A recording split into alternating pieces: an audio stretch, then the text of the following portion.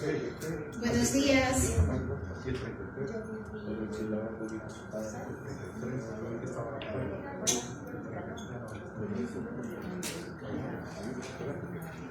¿Para qué? ¿Lo encendí? ¿Sí? Ah. ¿Tenés audio? Eso, pero a ver, ahorita. Sí, bueno. Bueno, buenos días a todos y a todas. Acción Ciudadana agradece que hayan hecho espacio en sus agendas para acompañarnos a la presentación de los informes de monitoreo de las elecciones de segundo grado en El Salvador en el año 2021. Comentarles que esta mañana se van a presentar dos informes. El informe de monitoreo a la elección del Fiscal General de la República y el monitoreo a la elección de magistraturas a la Corte Suprema de Justicia. En unos momentos yo les voy a compartir los enlaces de los informes, igual que la presentación. Dejo con ustedes al director ejecutivo de Acción Ciudadana, Escobar, que va a dar las palabras de bienvenida. Y en la mesa están Fabiola Fernández, que es la coordinadora del Observatorio para el Fortalecimiento Institucional de Acción Ciudadana, y Aura Silva, investigadora de Acción Ciudadana, quienes van a presentar los resultados de los informes. Muchas gracias y dejo con ustedes al director.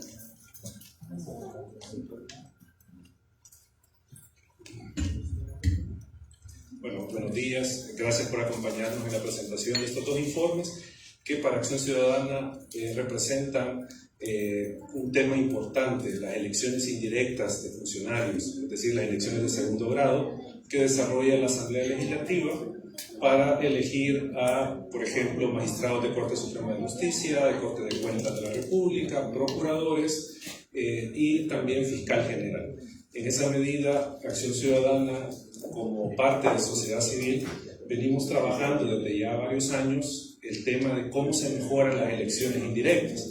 Y en esa medida, estos informes, más que señalar, digamos, a actores, lo que pretenden es generar insumos para que la ciudadanía y los tomadores de decisión, particularmente en la Asamblea Legislativa, mejoren estos procesos y que la ciudadanía esté pendiente de todo este proceso. Esa es la lógica de este informe. ¿Cómo mejoramos los procesos para tener mejores funcionarios? No podemos pensar en un fortalecimiento democrático si no tenemos funcionarios independientes, si no tenemos funcionarios con la idoneidad necesaria para ejercer estos cargos tan delicados como magistraturas de Corte Suprema de Justicia y Fiscalía General, el Fiscal General. Entonces, con eso quería comenzar, plantearles cuál es el objetivo de estas investigaciones. Vamos a ir primero con el tema de la elección de magistraturas de Corte Suprema de Justicia, periodo 2021-2030. Comenzarles diciendo que esta elección se da luego del golpe de Estado al órgano judicial. Eso creo que es importante decir. Ya teníamos un mal antecedente de la Asamblea Legislativa eligiendo de forma inconstitucional a 5 abogados para supuestamente ejercer los cargos de magistrados de Corte Suprema de Justicia, de Sala de lo Constitucional. Entonces teníamos ese antecedente. Entonces había una expectativa de cómo iba a proceder la Asamblea Legislativa en la elección de los magistrados que sí le correspondían, del tercio que les correspondía en 2021. Ahora, ¿qué es lo que estaba en juego con esta elección de magistraturas? ¿Por qué era importante? Porque estaba en juego la correlación para tener controlado el órgano judicial. ¿Sí? Ese era, digamos, uno de los puntos, tener controlado el órgano judicial. Porque recordemos que Nuevas Ideas y el gobierno no tenían correlación, aparentemente, en la Corte Suprema de Justicia. Y con el cambio de los 5 magistrados de Sala de lo Constitucional, más los 5 que iban a elegir, podían tener una correlación favorable. Entonces, eso es lo que estaba en juego. También teníamos en juego el tema de los últimos contrapesos que quedaban en el sistema político democrático. Recordemos que ya se tenía control de la Asamblea Legislativa, del Instituto de Acceso a la Información, de la Presidencia. Ya teníamos una Corte de Cuentas con un perfil bajo, una Procuraduría que también estaba con cierto perfil bajo. Entonces era el último reducto para tener controlado y anular los frenos y contrapesos. Eso también está en juego. Y por último, el tema obviamente de la independencia judicial, pero para un par de aspectos fundamentales. El primero, la adecuada aplicación de justicia. Siempre está de por medio en una elección de magistrado que se mejore el sistema de justicia por el tema de la mora judicial, por el tema de que muchas veces los jueces no resuelven conforme a derecho. Todo esto estaba siempre en juego, y a esto le sumamos los temas de probidad, es decir, los temas de corrupción, porque siempre en una correlación que se forme en la Asamblea Legislativa puede ser a favor o en contra de que se investiguen y se lleven a juicio de enriquecimiento ilícito a funcionarios que en sus declaraciones de patrimonio se ha detectado un enriquecimiento no justificado. Entonces, eso también estaba de por medio. Avanzar en estas investigaciones de los funcionarios que presumiblemente podían tener evidencias de enriquecimiento ilícito. Ahora, la metodología, brevemente. Se monitorearon las elecciones de magistrados propietarios y suplentes. Este proceso duró 11 meses de monitoreo. O sea, Acción Ciudadana pasó 11 meses haciendo este monitoreo, porque comenzó en diciembre de 2020. En ese momento comenzó todo el proceso de elección de magistrados y concluyó con los magistrados suplentes, la elección de ellos, en noviembre del año pasado. Entonces, estamos hablando de un monitoreo de 11 meses y se observaron las etapas de FEDAES, la etapa CNJ y la etapa legislativa, lo que hizo la Asamblea. También es importante decir que se recopiló información a través de observación presencial y no presencial. Acción Ciudadana estuvo como observador en los procesos de elección de magistrados. O sea, estuvimos presentes en todo el proceso de FEDAES, estuvimos presentes en el proceso CNJ, y en la Asamblea Legislativa, cuando se dio esta etapa de entrevistas, estuvimos de forma virtual, porque no se permitió en este caso ninguna observación desde sociedad civil ahí en la Asamblea Legislativa. También se hicieron solicitudes de información, se hicieron entrevistas y se recopiló información de fuentes secundarias. Y lo último que quiero mencionar antes de darle paso a Aura Silva, investigadora que les va a presentar el informe de la Corte Suprema de Justicia, es que en estos dos informes se hace un breve ejercicio de constatar el proceso con los estándares internacionales. ¿Sí? Hay estándares internacionales en la materia para elegir altas cortes, hay estándares también que se aplican para la elección de fiscales generales. Entonces, no es, digamos, una comparación antojadiza que hace Acción Ciudadana, sino que retoma los estándares internacionales para contrastar, como les decía hace un momento, si la elección tuvo cierto grado de transparencia, si la elección se basó en la idoneidad, si hubo participación ciudadana, y a partir de eso es que se hace ese diagnóstico. Y digo esto para darle más objetividad a los informes, no para quedarnos simplemente en la opinión de Acción Ciudadana, sino que estamos hablando de estándares internacionales. Me voy a quedar acá y doy paso a Aura Silva, investigadora de Acción Ciudadana, que les va a comentar en breve el proceso de elección de magistrados.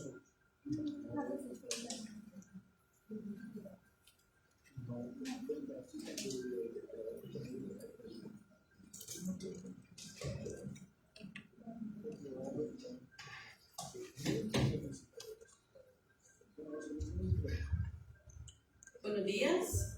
En ese momento voy a proceder a darles el informe que se realizó sobre la observación realizada a FEDAES, en la elección de FEDAES.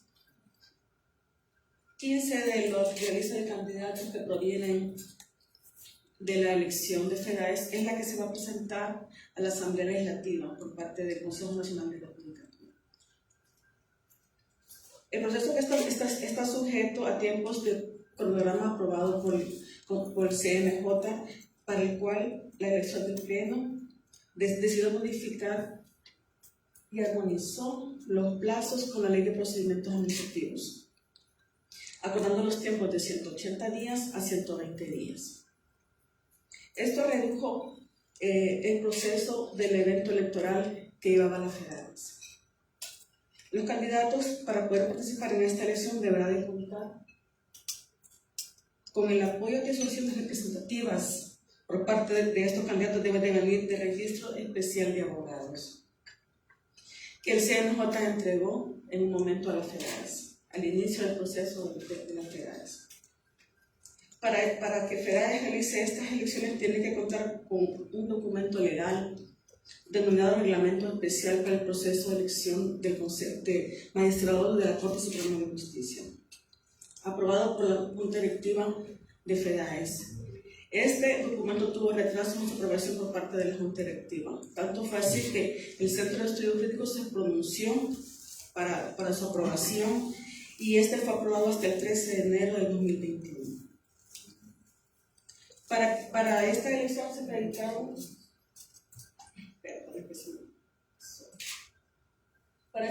acreditaron 11 asociaciones proponentes, entre las cuales fueron el Centro de Estudios Jurídicos, la Asociación de Abogados de Oriente, Asociación de Abogados de la Libertad, entre otros. Los aspirantes inscritos en las asociaciones fueron 24, el cual se segmentaron de la siguiente manera. Como les mencioné anteriormente, cada candidato tenía que tener una asociación de respaldo. En este caso, en el caso de la asociación de Oriente, fueron 8 candidatos y una asociación de respaldo. En el caso de la asociación de Aboges, solo tuvo 2 candidatos y no tuvo asociación de respaldo. Caso contrario, pasó con la asociación de los centros de estudios jurídicos, que tuvieron 4 candidatos, no tuvo ninguna asociación de respaldo. En cuanto al proselitismo, podemos observar carencia de información sobre el plan de trabajo de parte de los candidatos contra las propuestas, falta de propuestas concretas. Sí hubo bastante promoción de parte de los candidatos en las redes sociales, donde ellos daban a conocer su currículum, su fotografía y también el número de casilla, a las cuales ellos iban a participar. Hasta el 21 de febrero de 2021 que se realizaban las elecciones por parte de FEDAES. Hubo participación de observaciones tanto internas como externas.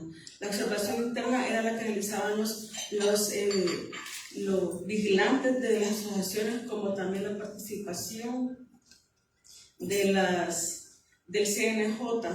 Y en cuanto a la participación externa, fue por parte del PDDH y también la Ciudadana participó como observador en la elección, en las votaciones por parte del gremio de abogados, participando desde el inicio hasta el cierre de las elecciones. Gracias. Según lo que observamos nosotros en la observación realizada en las elecciones por parte de FEDAES realizadas el 21 de febrero, podemos destacar que es necesario que FEDAES cuente con una asignación presupuestaria de fondos generales de la Nación con objeto de crear independencia financiera para FEDAES y no depender de apoyo de las instituciones de gobierno. Estas son el CNJ, la Corte Suprema de Justicia y el Tribunal Supremo Electoral. Es necesario que se garantice la mejor logística en el evento, considerando la alta afluencia de votantes para evitar que se tenga que enfrentar falta de papeletas y también de anaqueles. Igual también es importante destacar que se garantice que la tinta indeleble se utilice al momento de que se le ponga al votante, no se diluya fácilmente, porque tuvimos esa experiencia de que fácilmente se diluía al momento de que le ponían la tinta indeleble al votante, y también se puede evitar un doble voto. Igual también se tiene que establecer el escrutinio que incluya cada paso para los miembros de la Junta Receptora de Votos. Con relación a la elección de los magistrados de la Corte Suprema de Justicia que realizó el Consejo Nacional de la Judicatura, podemos destacar que al CNJ le corresponde elegir la mitad de la terna de los magistrados que deben de ser elegidos y lo cual se van a presentar a la Asamblea Legislativa para su decisión final. Este proceso arranca con la aprobación de la calendarización por parte del Pleno del CNJ. Igual también tuvo una formación en sus plazos, ya que se realizó con la ley de procedimientos administrativos, reconvirtiendo la contabilización de los plazos a días hábiles. Igual también tuvo un achicamiento en este proceso. La convocatoria que realizó FEDAES para la participación de los candidatos y el de abogado fue el 5 de enero del 2021. Fueron 76 candidatos los que participaron y presentaron toda su documentación. Ellos iban a someterse a las evaluaciones psicológicas, investigación sociolaboral y igual también a las entrevistas. En la etapa de entrevistas se desarrolló bajo el tema pluralista, participativo y plural, el cual también tuvo participación la sociedad civil. Acción Ciudadana estuvo presente en todas las entrevistas que realizaron. El CENJO cumplió con los presupuestos de libertad informativa, acceso a la información pública. Pero cabe destacar que también se limitó que se le hicieran preguntas directas a los candidatos por parte de sociedad civil. Se enfoca y se enmarca que se señala que en este paso siempre hay un limitante por parte de la ciudadanía en estas fases. El CNJ mostró apertura a recibir propuestas por parte de Acción Ciudadana, de propuestas para la evaluación de candidaturas para el proceso de elección. Es un baremo que se le presentó al pleno del CNJ, el que contenía 2 indicadores y 9 ítems. Dentro de las matrices de este baremo se puede sacar que se preguntaba sobre la formación académica, experiencia docente, aportes a la ciencia, entre otros. Se programaron 60 entrevistas y se realizaron en un periodo del 3 al 18 de marzo. Fueron utilizados 5 claves en los cuales cada candidato se le presentaba un sobre cerrado, el cual se elegía. En esta manera fueron bien transparentes en el CNJ.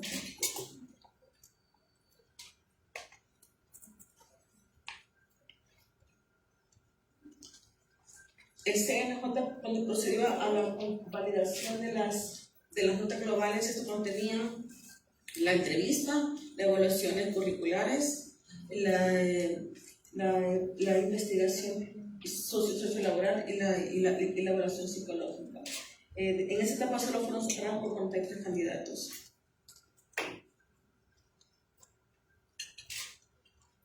En la fase de votación que fue pública, es pertinente señalar que el acto careció de motivación por parte del CNJ, ya que se limitó a describir el currículum de los candidatos y su experiencia laboral, y solamente se describía por los candidatos que iban a ser elegidos. Pero no se explicó ni se dijo cuáles eran los motivos por los cuales los candidatos que no fueron elegidos se iban a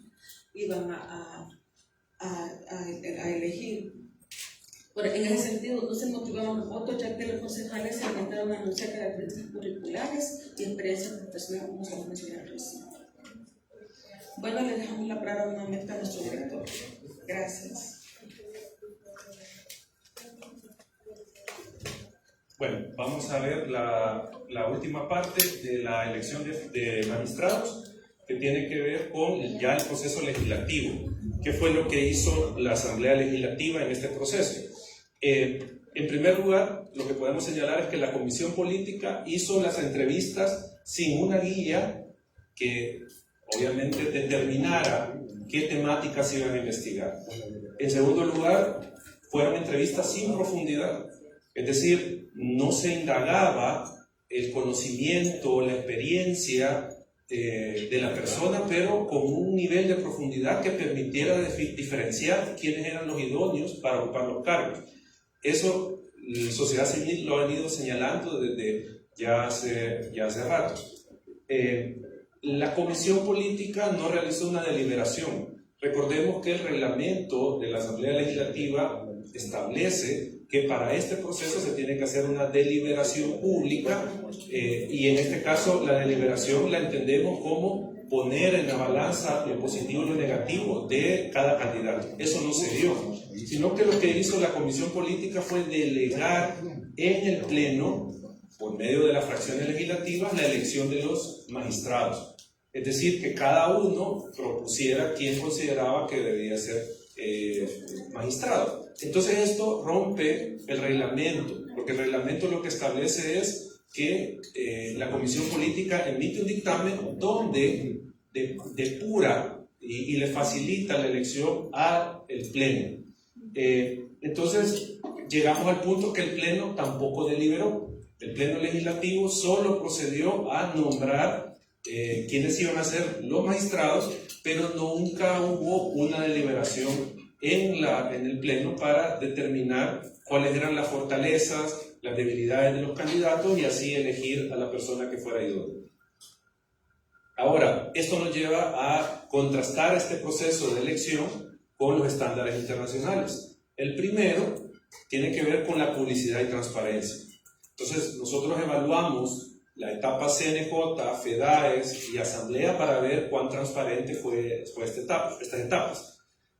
Lo que podemos decir que en el CNJ y en la Asamblea hicieron pública información sobre el proceso que se iba a desarrollar para los aspirantes. Es decir, el CNJ y la Asamblea hizo público esto para los aspirantes. Qué requisitos, cuándo la convocatoria, qué documentos tenían que completar, etcétera, etcétera.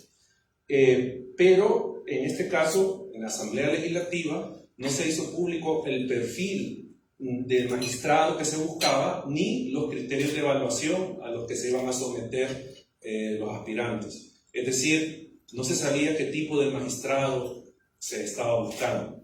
No había una guía para esa elección. FEDAES, por su parte, no realizó ninguna evaluación. La FEDAES no evaluó a sus aspirantes. Y cada asociación de abogados, pues, hasta donde tenemos conocimiento, tampoco realizó algún proceso de evaluación de las candidaturas. Ahora, las entrevistas en el CNJ y en la Asamblea Legislativa fueron públicas. Eso sí hay que señalarlo. En ese aspecto sí hubo transparencia. Se conocieron las entrevistas, incluso en las del CNJ se podía estar presencialmente en esta fase. Ahora, lo que no fue público fue la deliberación de la Asamblea Legislativa para decidir la elección.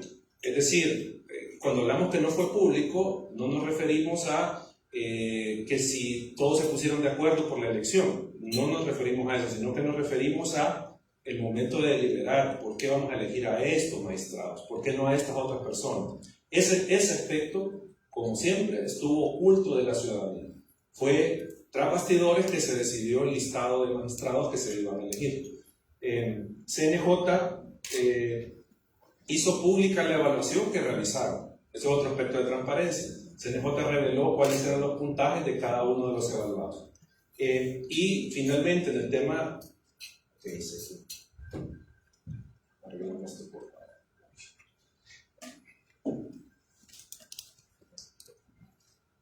En el tema de la información, en el tema de la información no toda fue pública, porque en general los atestados de los candidatos no fueron del conocimiento de la ciudadanía, ni en versión pública. O sea, eso es una limitación que se viene observando de elección en elección.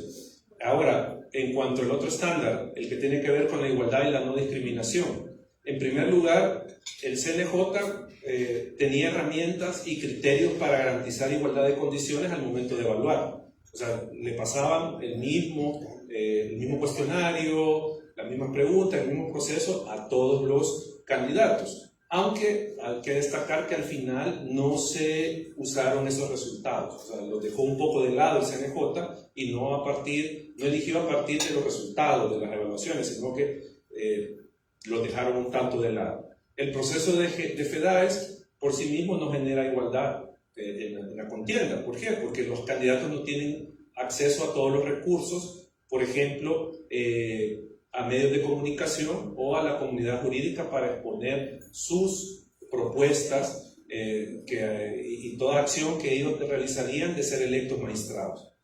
En la Asamblea no se usaron criterios públicos de evaluación y hubo disparidad en los tiempos de las entrevistas. Es decir, al no haber criterios uniformes de evaluación, entonces no se le da el mismo tratamiento a cada candidato, o sea, se le evalúa de diferente manera, porque no están esos criterios establecidos. Y junto con esto, tenemos que en las entrevistas algunas personas tuvieron más tiempo que otras, tuvieron más preguntas, y esto sin duda genera una afectación en las condiciones de igualdad, porque la persona que recibió menos tiempo y menos preguntas tuvo menos oportunidad de mostrarse al pleno o mostrarse a la comisión sus facultades. Entonces eso es sin duda un tema de desigualdad. El otro estándar, tiene que ver con la selección con base al mérito.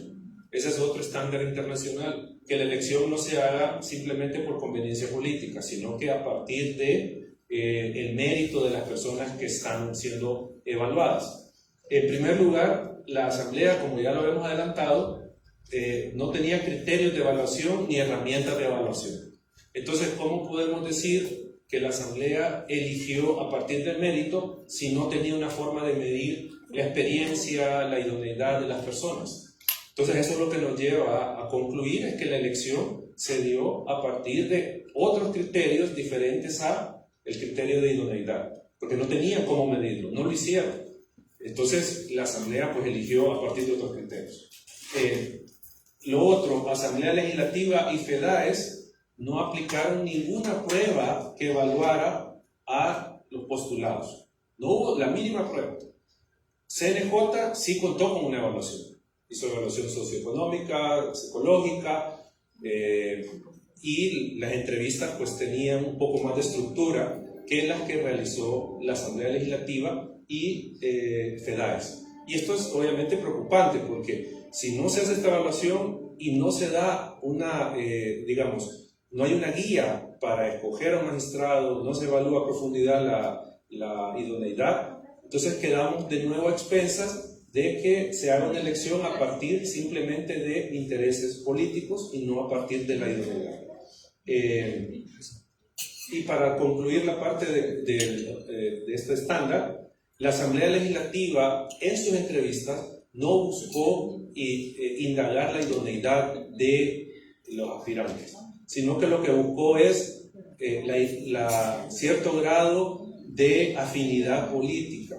Las preguntas, muchas de ellas, o las que se le hicieron a muchos candidatos, iban enfocados en revelar si estaba de acuerdo con lo que había pasado el 1 de mayo, por ejemplo, si estaban de acuerdo con una reforma constitucional que se estaba planteando desde el Ejecutivo. Entonces lo que buscaban más era afinidad política, más que encontrar a las personas idóneas para ocupar el cargo. El último punto, el último estándar tiene que ver...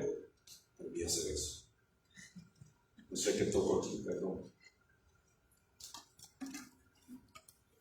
Y no quiero tocar nada más porque no puedo perderlo. El último punto tiene que ver con el estándar de participación ciudadana. Pese a la publicidad de las etapas, como se ha reconocido en esta exposición, los espacios para sociedad civil siempre son reducidos, siempre están al arbitrio de la decisión que tomen las autoridades que están realizando la elección. Es decir, no hay mecanismos de participación ciudadana, no hay un incentivo para que sociedad civil participe de estos procesos, no para ser coelector, porque no es ese el punto, sino que para que sociedad civil se dé sus aportes y se mejore el proceso de elección y del proceso de evaluación, por ejemplo. Ya se decía que no se permite sociedad civil hacer preguntas, por ejemplo. Que sociedad civil podría tener una visión un tanto diferente que puede aportar al proceso para determinar si la persona es idónea o no. Porque recordemos que un funcionario tiene cierta visión de la realidad. Sociedad civil tiene otra visión de la realidad. Los partidos tienen otra. Entonces, el punto es que si se da participación de sociedad civil, se genera más pluralismo en el proceso de elección. Porque hay otras visiones en juego en este momento.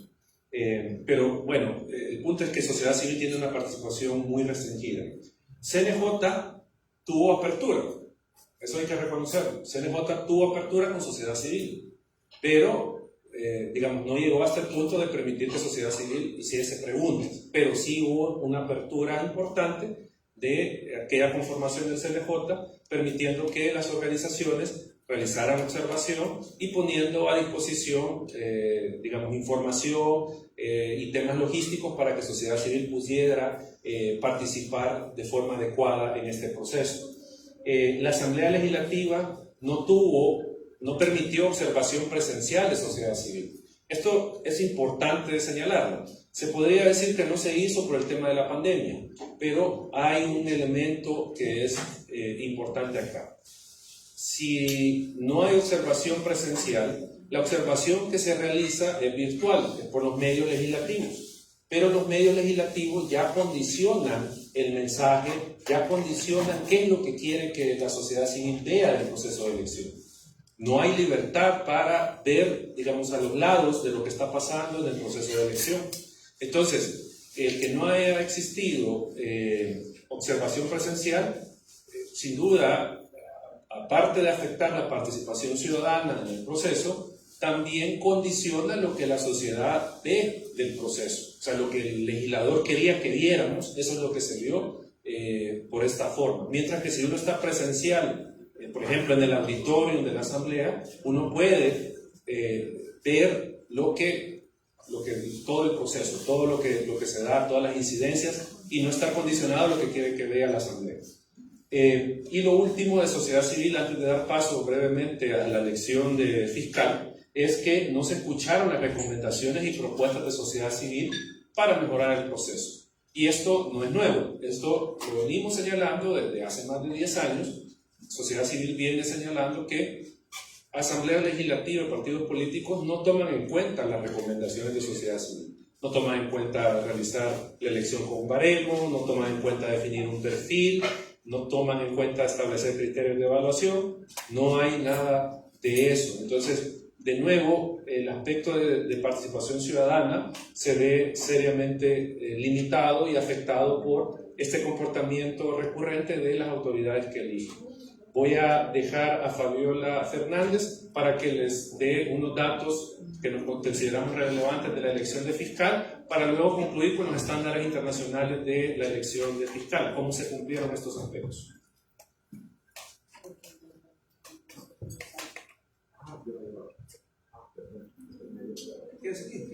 Perdón, me quito con una parte. Brevemente el contexto para la elección de fiscal. Obviamente tenemos una situación apremiante en materia de seguridad pública. El tema de seguridad pública, la criminalidad, por ejemplo, el tema de desaparecidos y todo esto, era un elemento que apremiaba para realizar una elección de un profesional que estuviera comprometido con combatir la criminalidad. Entonces, eso es, digamos, un aspecto del contexto. Lo otro, los casos de corrupción del presente y del pasado estaban ahí. La elección del fiscal revestía una particular importancia porque este fiscal que debía ser electo en 2021 debía o tenía el compromiso de darle seguimiento a los casos que CICIES había determinado. Eso es un punto importante. Debía continuar eso. Ya CICIES había presentado esta información, los avisos de corrupción del actual gobierno. Y también tenemos ya, pues obviamente todos sabemos, acumulados los casos de corrupción de gobiernos anteriores. Entonces eso era un elemento importante para la elección del fiscal general. Y a esto le sumamos que se acababa un par de meses atrás de expulsar a las CICIES, entonces solo dejaba la fiscalía para investigar el delito, particularmente los casos de corrupción, solo dejaba la fiscalía. Y el otro aspecto del contexto es que se había postulado un candidato que había participado del golpe de Estado del 1 de mayo. Había participado de eso porque había estado usurpando el cargo de fiscal general. ¿Ya? Entonces estaba ese aspecto que, como ya lo vamos a ver, de alguna manera trató de esconderse ese hecho, la participación del 1 de mayo en este caso de la elección del fiscal. Entonces, ese, digamos, es parte del contexto y brevemente la metodología.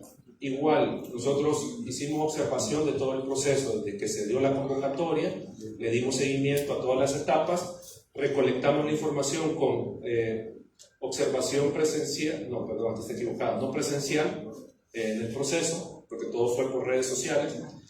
se hicieron solicitudes de información y se utilizaron fuentes secundarias. Y de nuevo, en esta elección se retoman los estándares internacionales para contrastar lo que sucedió con el estándar para ver si la elección tenía cierto nivel, como decimos, de transparencia, elección en base al mérito y participación ciudadana. Les dejo con ustedes a Fabiola Fernández para que les dé algunos datos relevantes del proceso. Tengan todos muy buenos días. Bueno, yo en este momento les voy a hablar un poco del contenido sobre el informe del proceso de elección de Fiscal General de la República 2022-2025. Este proceso inicia el 4 de octubre con la presentación de una pieza de correspondencia de parte de los diputados de Nuevas Ideas, en el cual se solicitaba se diera el inicio del proceso de elección de Fiscal General. Posteriormente, el 5 de octubre, se aprobó con 61 votos el acuerdo 91, en el cual daban la apertura y daban el inicio, como dicen, el banderillazo de salida, para que los aspirantes pudieran presentar su documentación, sus atestados y su solicitud. Ese mismo día también se acuerda de que el último día para poder recibir esta documentación de los candidatos iba a ser el 5 de noviembre de 2021. Finalizado el plazo para que los postulantes pudieran presentar su documentación, en la Comisión Política el 15 de noviembre hace de manera pública el listado de los 7 candidatos. En esta tabla podemos resaltar algo en el cual, si podemos observar en esta parte de acá, 5 de los 7 candidatos realizaron su presentación de su solicitud el último día hábil. ¿Qué quiere decir esto? Que si estas 5 personas o estos 5 candidatos no hubieran presentado su solicitud el último día, el único candidato que hubiéramos tenido en el proceso hubiera sido el licenciado Rodolfo Delgado Montes, ya que en el caso del licenciado Edgardo Merino Renderos se desconoce la fecha de presentación de su solicitud. Igualmente es importante resaltar en esta etapa la baja participación de los abogados y las abogadas. Como podemos ver en este gráfico, desde el año 2015, de la elección del 2015, para el periodo de 2016, se postularon 73 candidatos. Desde ahí podemos ver que viene bajando la postulación, o más bien el interés de los abogados y abogadas en someterse a estos procesos.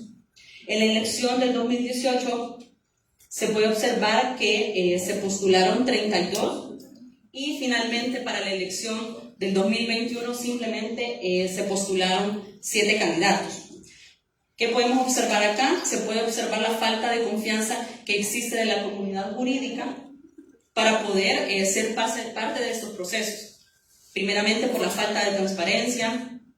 Segundo, porque no se cuenta con un perfil definido, herramientas que se vea que el proceso va de una manera diferente a las elecciones anteriores. Con el fin o con la búsqueda de fortalecer este tipo de procesos, Sociedad Civil presenta el 8 de noviembre a la diputada Claudia Ortiz del Partido Vamos y al diputado René Portillo Cuadra de Arena una propuesta de baremo.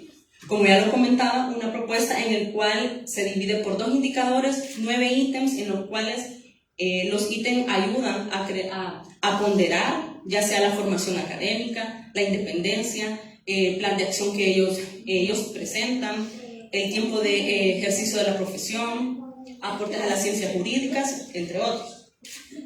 Herramienta que en comisión política comentan y dicen de que no se ocupará esta herramienta porque ha servido para elecciones malas en las elecciones anteriores, pese a que esta herramienta, este baremo, no ha sido ocupada en las anteriores elecciones y eso ha conllevado a que se realicen malas decisiones de fiscal. Como mencionamos, la comisión política no contaba con una herramienta o un instrumento que los guiara a la hora de realizar las entrevistas. Pese a eso, ellos el 22 de noviembre realizan las entrevistas a los 7 candidatos. Una de las cosas que se puede resaltar y se menciona en el informe es que no hubo hubo una disparidad entre los tiempos, no hubo una igualdad, ya que si observamos la tabla, a unos candidatos se les otorgó aproximadamente más de 1 hora y se les realizaron 20 preguntas.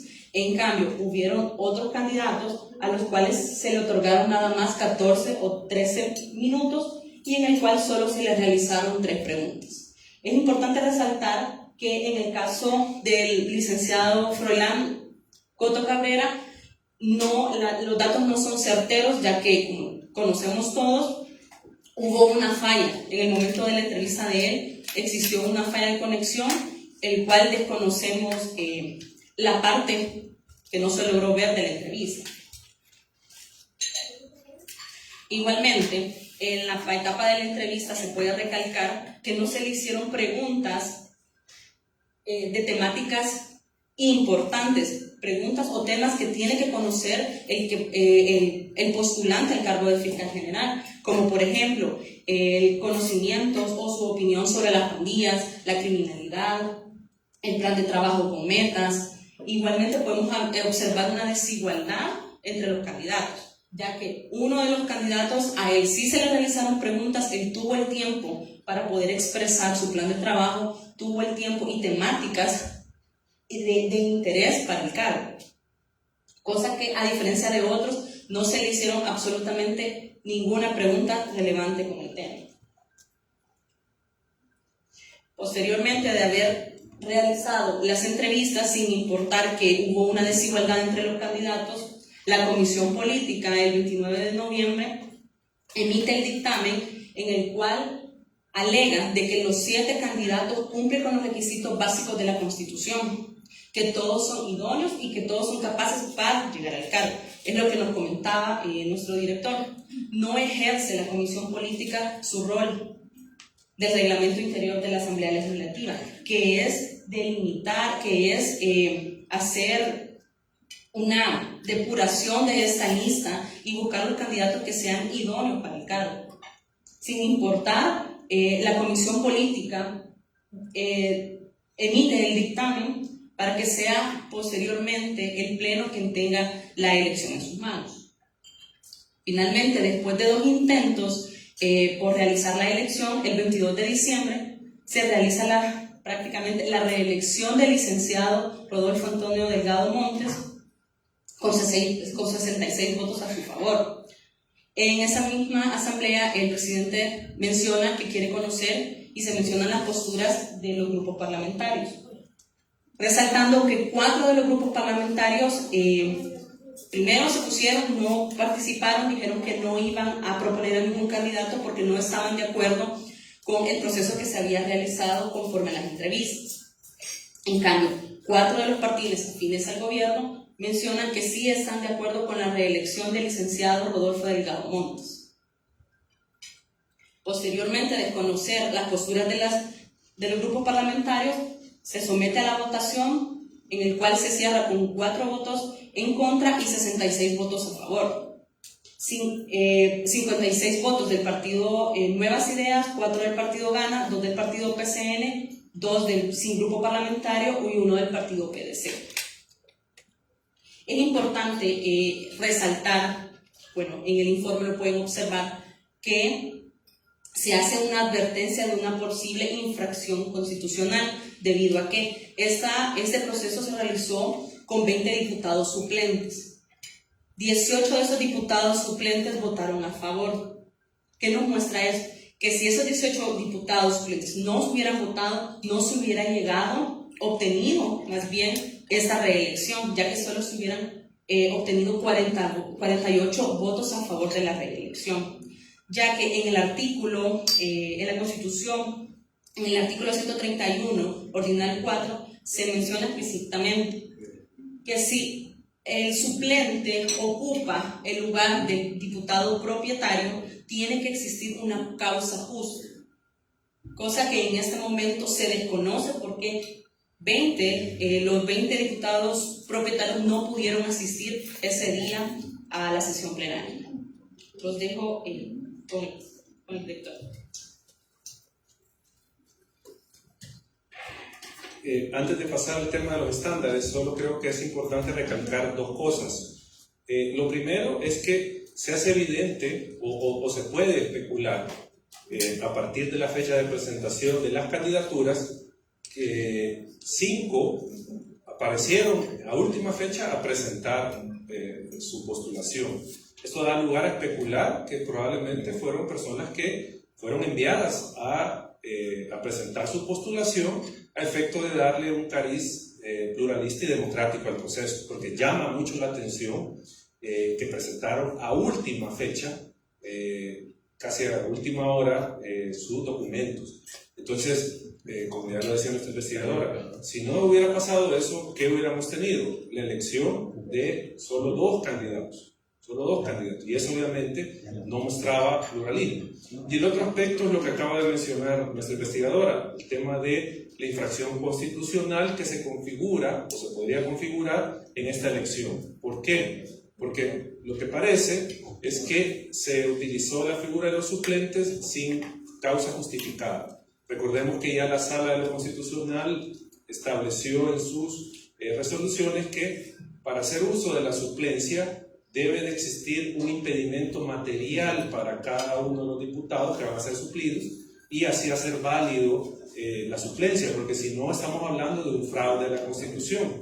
En este caso, recordemos que hay un procedimiento común que hacen los partidos políticos y es el jefe de fracción pide que salga del pleno un diputado que no está de acuerdo con una decisión y ponen al suplente.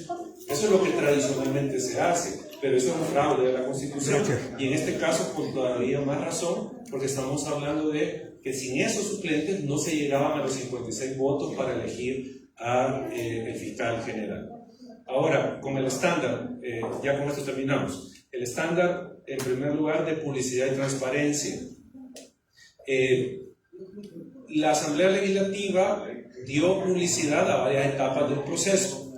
Fueron públicas las entrevistas, como ya se ha mencionado, se dieron a conocer fechas, etc. O sea, tuvo publicidad de parte de la Asamblea. Pero no todo fue público.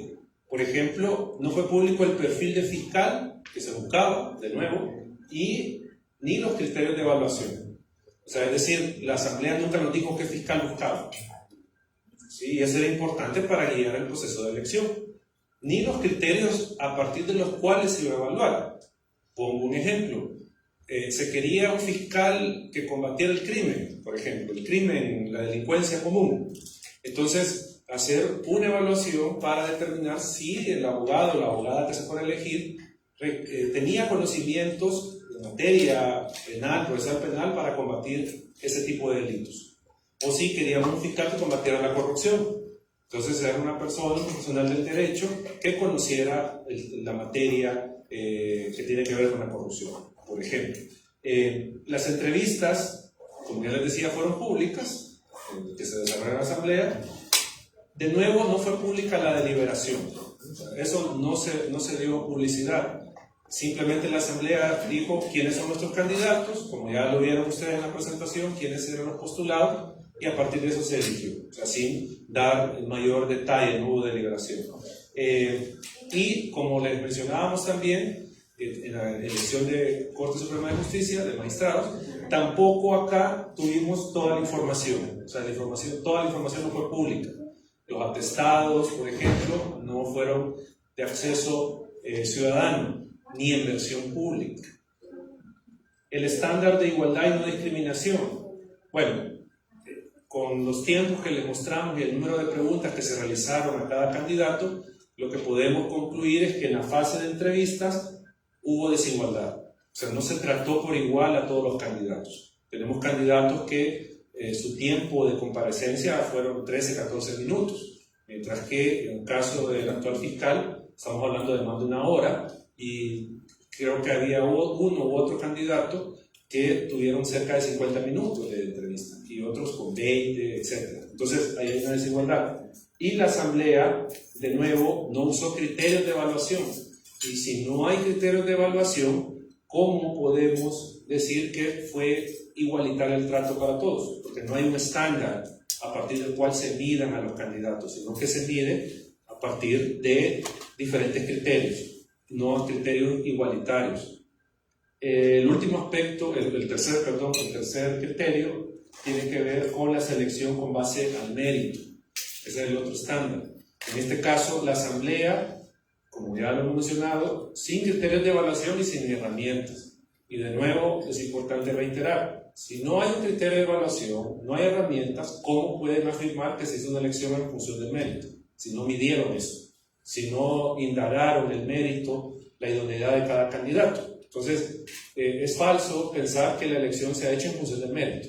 Aquí hay otros criterios que pesaron. Pueden ser criterios políticos, por ejemplo, que es el que por lo general pesa para este tipo de elecciones. No se definió un perfil, volvemos al punto. Si no hay un perfil definido, entonces ¿qué voy a evaluar? ¿Qué voy a buscar? O sea, eso es básico, es fundamental, y no lo hizo la Asamblea en elección de fiscal general. La Asamblea tampoco realizó pruebas de actitudes o conocimientos, las mínimas, pero no las hizo. Porque las entrevistas, de nuevo, no profundizaron, como ya lo mostraron las investigadoras, no profundizaron en temáticas que son sumamente importantes para conocer si una persona es idónea para ser fiscal o no. En general no se preguntó de corrupción, no se preguntó de cómo fortalecer el órgano, la investigación del delito, etcétera, etcétera. O sea, todo ese tipo de aspectos no se consultaron. Y el último punto, el último estándar internacional es el de la participación de sociedad civil. Aquí se replica lo de la elección de magistrados de Corte Suprema de Justicia. Pese a que hubo publicidad en las etapas, los espacios para la sociedad civil son reducidos. Bueno, en la elección de magistrados, sociedad civil participó en el proceso de FEDAES y de CNJ, aunque ya no en el legislativo. Pero acá, como solo es una sola etapa, la legislativa, no se dio participación de sociedad civil. La Asamblea Legislativa no permitió de nuevo la observación presencial de la elección, y como ya les mencionaba, eso obviamente afecta la cantidad y el tipo de información que se recibe, porque se recibe la que quiere que se reciba la Asamblea Legislativa. Y el último aspecto, de nuevo, no se escucharon las recomendaciones y observaciones y propuestas de sociedad civil. De nuevo, presentamos un baremo para la evaluación de candidaturas, que sabemos que eso no es suficiente, pero sí es una herramienta que puede guiar un tanto mejor la elección, pero de nuevo no se aceptó el baremo, bajo el argumento, como bien se señalaba, de que aplicar el baremo lo que ha generado son malos fiscales en el pasado, cuando todos sabemos que nunca ha sido una herramienta utilizada por el legislador. Pero esa fue la excusa para no utilizar el baremo que de sociedad civil se preparó y se les hizo llegar a los diputados. Eso es lo que les queríamos comentar esta mañana. Ya les mandaron, entiendo yo, el informe. Ahí pueden ver con mayor profundidad las temáticas que hemos abordado. Aquí solo les queríamos mostrar algunos aspectos que nos parecían más relevantes. Ahí está el informe, pues si ustedes pueden revisar los datos que se recopilaron en las diferentes etapas de los procesos de elección. Así que les agradecemos y igual estamos abiertos a cualquier pregunta si la hubiera, y si no, pues gracias y provecho.